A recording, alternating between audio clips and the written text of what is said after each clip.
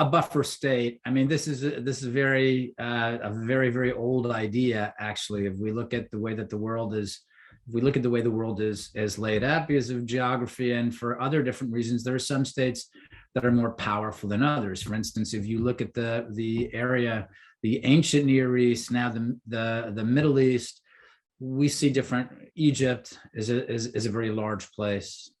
Iran, what has been Persia before in the past.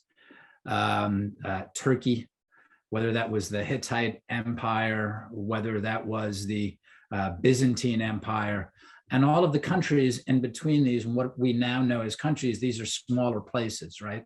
We often refer to them, if you read tourist brochures, right, you will hear people describe a place like Lebanon as the crossroads of civilization. You never want to be a crossroads of civilization, because what that means is that greater powers have marched through where you live, back and forth, again and again and again, right? It's a curse. It's a geographical curse.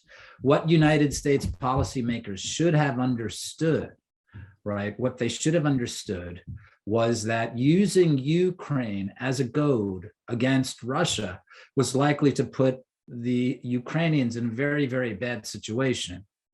I mean, I'm not saying this would have been a good idea, but have the United States said, look, we have such a problem with Russia after the fall of the Soviet Union, and we are so determined to change that regime entirely that we're willing to go to the wall for the Ukrainians. We're going to put missiles. We're going to put missiles on Putin's border, and then we're going to commit troops, whatever it takes. Look, again, I think this would have been a terrifically bad idea. This is a horrible idea.